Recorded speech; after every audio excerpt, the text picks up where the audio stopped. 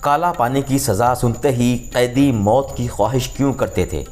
سمندر میں میلوں دور خوبصورت مگر وحشتناک جزیرے پر سانپ، زہریلی ہوا، بدبودار ماحول، کیچڑ، دہشت زدہ جنگل اور زنجیروں میں جکڑے کوڑے کھاتے، مشقت کرتے بیمار قیدیوں کے وہ حالات جسے سن کر رونگٹے کھڑے ہو جائیں۔ انگریزوں نے کالا پانی کی سزا کیوں رکھی اور کلکتہ سے میلوں دور سمندر میں جیل بنانے کی آخر وجہ کیا تھی؟ وہ کون خوش قسمت قیدی تھے جو کالا پانی سے فرار ہونے میں کامیاب ہوئے؟ فرنگیوں نے کتنے ہندوستانی کالا پانی بھیجے اور جاپان نے کیا ظلم ڈھایا؟ انگریز کالا پانی کے ہٹلر کیسے بنے؟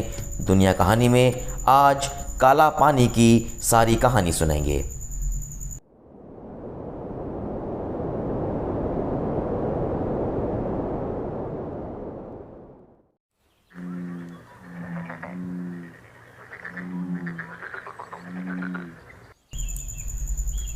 کالا پانی، یہ جزیرہ دیکھنے میں جتنا خوبصورت لگتا ہے اس کا ماضی اتنا ہی بھیانک ہے، کیونکہ یہاں آنے کا مطلب صرف موت تھا۔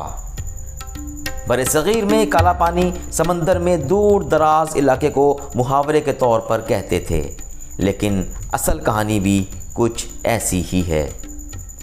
کالا پانی سے مراد بحر ہند میں وہ جزیرے ہیں جہاں انگریز حکمران قیدیوں کو جلا وطن کرتے تھے۔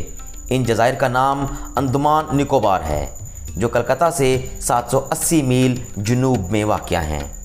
ان جزائر کے چاروں طرف کھلا سمندر ہے، جہاں سے فرار ہونا ناممکن ہے۔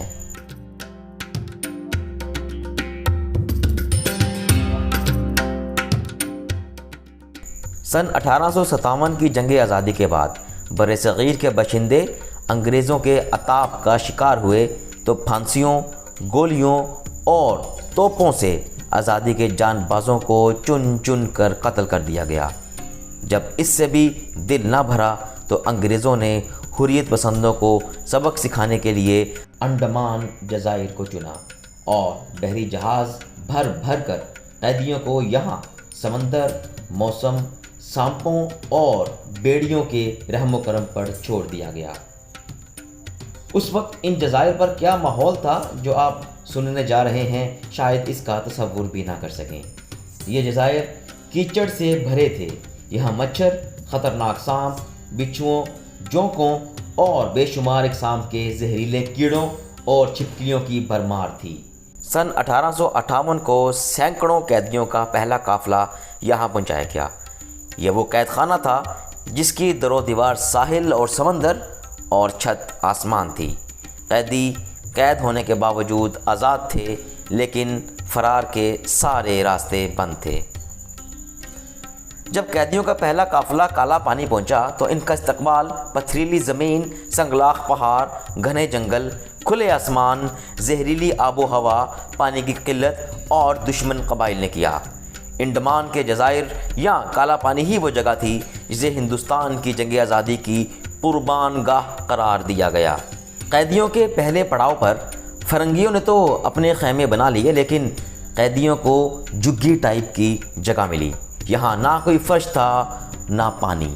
سارا دن قید با مشقت، مسلسل کوڑوں کی برسات اور بدبودار ہوا میں بدترین غذا کھا کر گزارا کرنے سے بہتر موت کی خواہش تھی، اور قیدی یہاں موت کے لیے زندہ رہتے تھے۔ بیماریاں بے شمار تھیں، خارش ایسی کہ جلد چھیل دے۔ کوئی بیمار ہو جائے تو علاج نہ تھا، زخم لگ جائے تو انفیکشن کی تکلیف، اور اوپر سے ظلم اور مشقت۔ فرنگی بالکل بے رحم تھا۔ کوئی مر جاتا ہے تو خاکروب اس کی ٹانگ پکڑ کر کھینچتا ہوا غسل اور کفن کے بغیر اس کے کپڑے اتار کر ریگ کے تودے میں دبا دیتا۔ نہ اس کی قبر کھودی جاتی، نہ نماز جنازہ پڑھی جاتی۔ انگریز کیونکہ ان جزائر پر بھی قبضہ کر چکے تھے، دارالحکومت کا نام پورٹ بلیئر رکھا گیا، جو آج موجودہ بھارت کے کنٹرول میں ہے، اور یہ جزائر ٹورزم کے لیے پرکشش ترین مقام ہے۔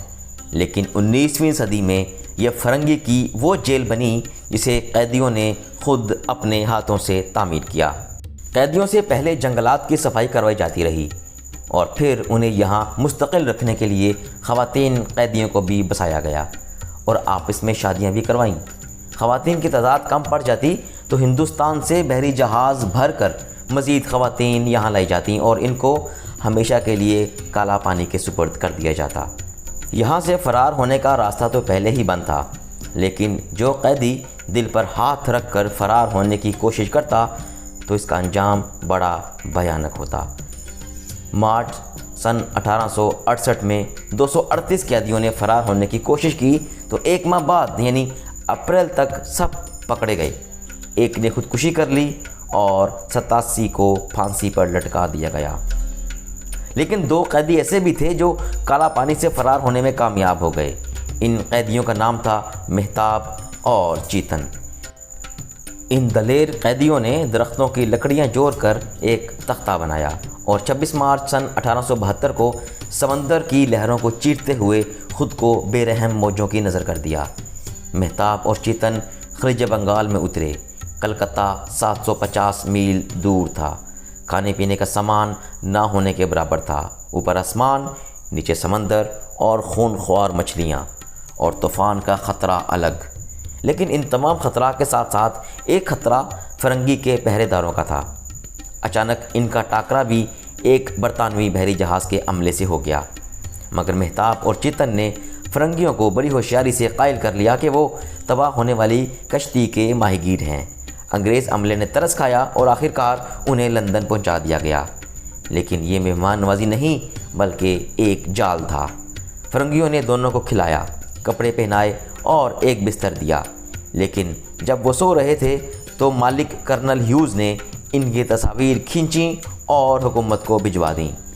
ایک صبح جب مہتاب اور چیتن بیدار ہوئے تو اپنے آپ کو زنجیروں میں جکڑا ہوا پایا۔ پھر کچھ دن بعد انہیں ہندوستان جانے والے جہاز پر سوار کر دیا گیا۔ 19ویں صدی کے آخر تک تحریک آزادی نے زور پکڑ لیا۔ یوں کالا پانی بھیجے جانے والے قیدیوں کی تعداد میں اضافہ ہوتا رہا اور ایک اعلیٰ حفاظتی جیل کی ضرورت محسوس کی گئی۔ سن 1896 میں سیلولر جیل کی تعمیر کا آغاز ہوا۔ کالا پانی کی اس بدنام زمانہ جیل کے لیے برما سے اینٹیں لائی گئیں اور 1906 میں جیل کی تعمیر مکمل ہوئی۔ اس سیلولر جیل میں قیدیوں کے ساتھ کیا سلوک کیا جاتا، اس کی کہانی بھی بڑی دردناک ہے۔ جیل کے درمیان ایک ٹاور سے قیدیوں کی سخت نگرانی کی جاتی تھی۔ قیدیوں کو 13.5 فٹ لمبے اور 7 فٹ چوڑے 700 کمروں میں رکھا گیا تھا۔ جیل کے کمروں میں روشن دان تو رکھے گئے تھے، لیکن ہوا کا رستہ بند تھا۔ رفع حاجت کے لیے صبح، دوپہر اور شام کا ٹائم مقرر کیا گیا تھا۔ اس دوران کسی کو رفع حاجت ہو تو اسے سپاہیوں کے ڈنڈے کھانا پڑتے۔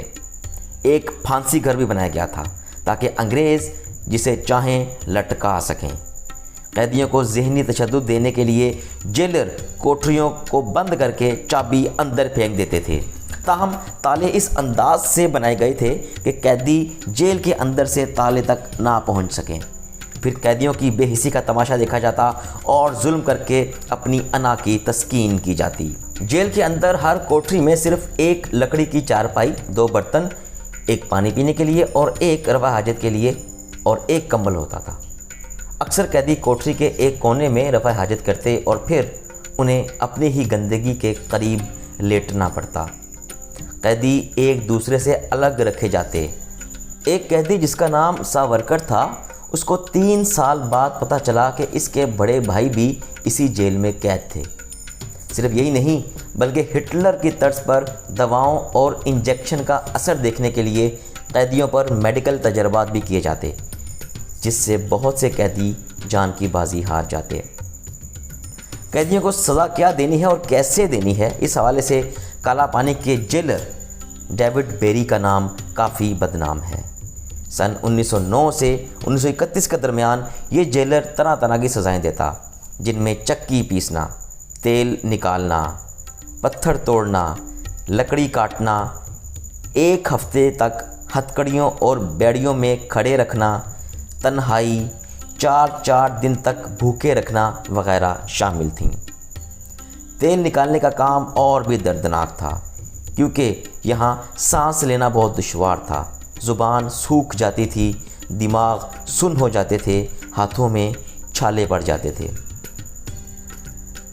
مشقت کر کے قیدیوں کے ہاتھ اپنے ہی خون سے رنگ جاتے۔ قیدیوں کو ریشے بنانے کا کوٹا پورا کرنا ہوتا تھا، جس کے لیے ناریل کوٹتے کوٹتے تھک جاتے، گلا سوکھ کر کانٹا ہو جاتا، سستی کرنے پر کوڑے پڑتے، رفع حاجت کے لیے گارڈ کی اجازت تک گھنٹوں رکنا پڑتا۔ کچھ قیدی پاگل ہو جاتے، دوسرے خودکشی پر مجبور ہو جاتے۔ ایک قیدی اندو بھوشن رائے نے تیل خانے کی مشقت سے تنگ آ کر پھٹے ہوئے کرتے کے ساتھ خود کو پھانسی پر لٹکا لیا۔ قیدی تیل کی چکیوں کی جہنم میں ہوتے، لیکن جیلر اور فرنگی اہلکار اس جزیرے پر پانی کے پار خوشحالی میں رہتے تھے۔ ان کے انتظامی ہیڈ کوارٹر میں ٹینس کورٹ، بیکری، ایک سوئمنگ پول اور افسروں کے لیے کلب ہاؤس تھا۔ قیدی ظلم کے خلاف بھوک ہڑتال کرتے تو انہیں زبردستی کھانا کھلا کر مار دیا جاتا۔ کیونکہ زبردستی کھلانے کی کوشش میں قیدیوں کے پھیپھڑوں میں دودھ چلا جاتا، جس کے نتیجے میں انہیں نمونیا ہو جاتا، پھر یہی بیماری جان لے لیتی۔ لیکن فرنگیوں نے یہاں بھی بس نہ کی، میتوں کی بھی بے حرمتی کی جاتی، قیدیوں کی لاشوں کو پتھروں سے باندھ کر سمندر میں ڈبو دیا جاتا۔ پھر دوسری جنگ عظیم کا دور آیا۔ جاپان نے مارچ سن 1942 میں انڈمان کے جزیروں پر قبضہ کر لیا اور سیلولر جیل پھر فرنگیوں اور ان کے ہندوستانی حامیوں کا ٹھکانہ بنی۔ لیکن ہندوستانیوں پر ظلم کرنے میں جاپانی بھی پیچھے نہ رہے۔ جنوری 1944 کو جاپانیوں نے 44 مقامی قیدیوں کو انگریز کے لیے جاسوسی کے الزام میں بے دردی سے گولیوں سے بھون دیا، پھر لاشوں کو ٹھوکر مار کر خندق میں پھینکا اور اوپر سے مٹی ڈال دی۔ خوراک کی قلت بڑھی تو جاپانیوں نے بوڑھے اور معذور قیدیوں سے نجات حاصل کرنے کا فیصلہ کیا۔ اگست 1945 کو 300 ہندوستانیوں کو 3 کشتیوں پر لاد کر ایک غیر آباد جزیرے پر لے جایا گیا۔ جب کشتیاں ساحل سمندر سے کئی 100 گز دور تھیں تو ان قیدیوں کو سمندر میں کودنے پر مجبور کیا گیا۔ ان میں سے تقریباً 1/3 قیدی ڈوب گئے اور جو ساحل تک پہنچ پائے وہ بھوک سے مر گئے۔ جب برطانوی امدادی کارکن 6 ہفتے بعد وہاں پہنچے تو صرف 11 قیدی زندہ تھے۔ اگلے دن 800 قیدیوں کو ایک اور غیر آباد جزیرے پر لے جایا گیا۔ پھر 19 جاپانی فوجی ساحل پر آئے اور گولی مار دی، پھر تمام لاشوں کو جلا دیا۔ اکتوبر 1945 میں جاپانیوں نے متحدہ فوجوں کے سامنے ہتھیار ڈال دیے اور جزائر دوبارہ انگریزوں کے قبضے میں آ گئے۔ اس بار جاپانی خود قیدی بن گئے۔ دوسری جنگ عظیم کے خاتمے کے بعد انگریزوں نے 7 اکتوبر 1945 کو کالا پانی کی یہ سیلولر جیل ختم کر دی اور قیدیوں کو ہندوستان کی مختلف جیلوں میں بھیج دیا۔